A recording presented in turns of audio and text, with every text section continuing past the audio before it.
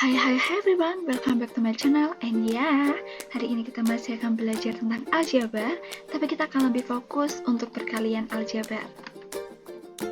Nah, di dalam perkalian aljabar itu sebenarnya ada dua aturan. Yang pertama ada aturan perkalian konstanta, dan yang kedua adalah ada aturan perkalian aljabar. Nah, di sini ini adalah salah satu aturan perkalian dari konstanta, yaitu ada K dikali AX sama dengan KAX. Nah, daripada kalian bingung-bingung, yuk kita langsung ke contoh soalnya. Di sini ada soal 3 dikali 2X. Kira-kira ngerjainnya gimana ya? Nah, di sini 3 ini itu berupa apa? Angka ya, atau konstanta. Kemudian 2X ini adalah suatu aljabar, dengan 2 ini adalah koefisien, dan X ini adalah variabel. Nah, kalau ada soal seperti ini, maka kita kalikan. Angka dan angka kita kalikan, variabel dan variabel kita kalikan. 3 dikali 2 berapa? 6. Nah, X ini di sebelah sini nggak ada kan, berarti langsung kita tuliskan X.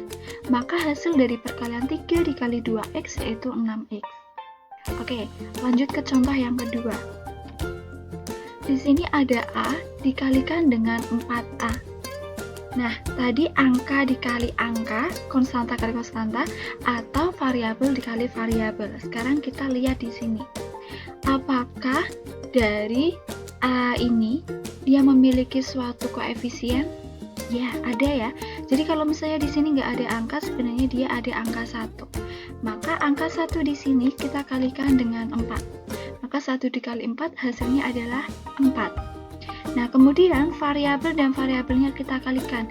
Di sini ada variabel A dan juga ada variabel A, kita kalikan menjadi. Nah, jadi kalau misalnya ada variabel dikalikan, contohnya ini ada A dikali A, maka dia akan menjadi A kuadrat. Kemudian, contoh lagi kalau A pangkat 3 dikali A pangkat 2, maka hasilnya akan menjadi A pangkat 5. Kok bisa? Gimana sih? Nah, jadi kalau misalnya ada variabel dikalikan, maka itu pangkatnya yang dijumlahkan gitu. Variabelnya tetap, tapi pangkatnya yang dijumlahkan. Nah, ini sama, jadi A dikali A akan menjadi A kuadrat. Oke, lanjut soal yang ketiga. Di sini ada 2Q dikalikan dengan 3P kuadrat.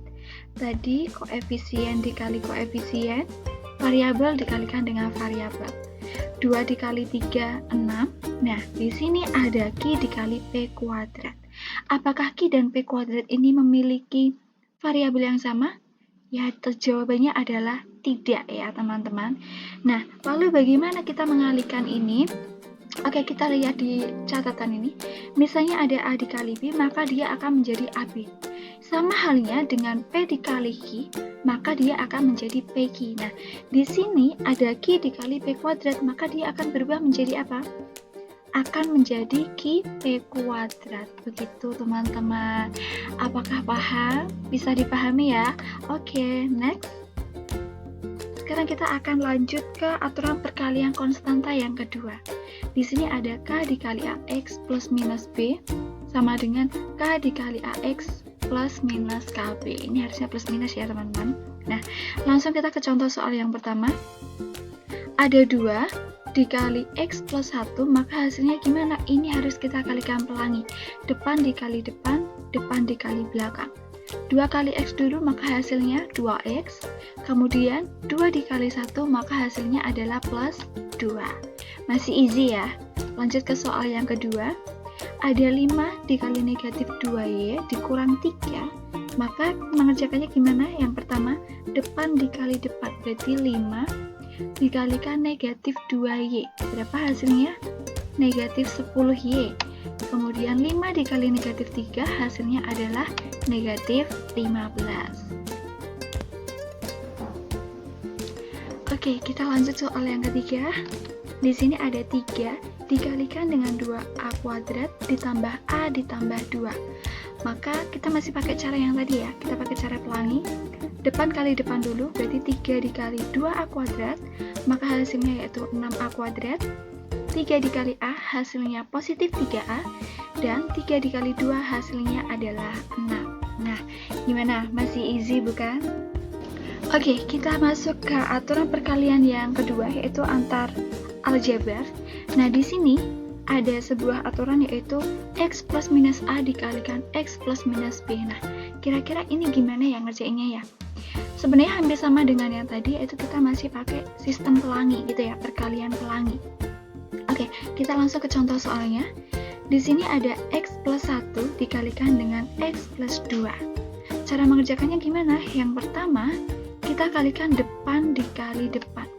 Di sini depannya adalah X, belakangnya 1, dan yang satunya adalah depannya X, belakangnya adalah 2.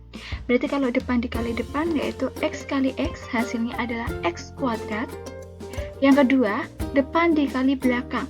Depan X dikalikan dengan belakang 2, yaitu menjadi plus 2X.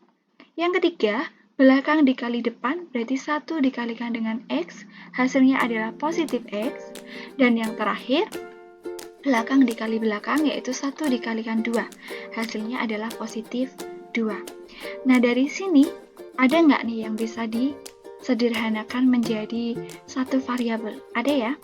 Di sini ada X kuadrat, apakah di sini ada X kuadrat yang lain? Oh, ternyata tidak. Jadi kalau tidak, ini nggak bisa dijadikan satu atau disederhanakan. Terus kita lihat, di sini ada variabel X dan X, berarti bisa ya dijadikan satu. Nah, maka hasilnya gimana? X kuadrat ditambah 2X ditambah X, maka hasilnya adalah 3X ditambah 2. Oke, soal yang kedua. Negatif 2M dikurang 3 dikalikan dengan M plus 2.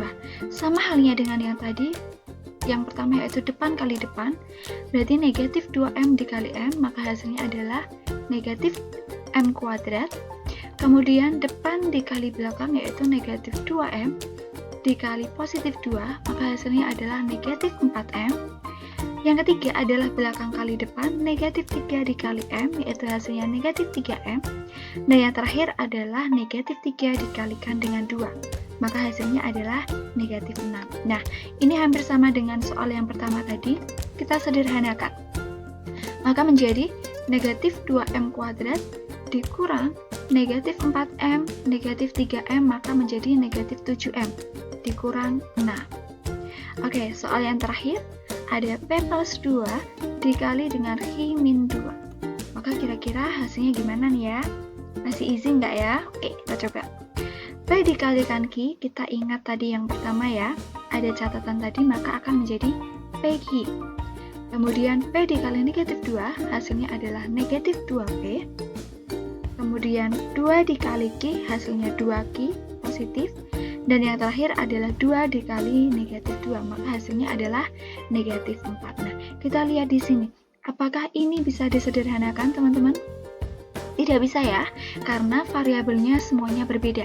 Jadi ini tidak bisa disederhanakan dan hasilnya akan mentok di sini. Jadi cukup sampai di sini saja. Begitu teman-teman.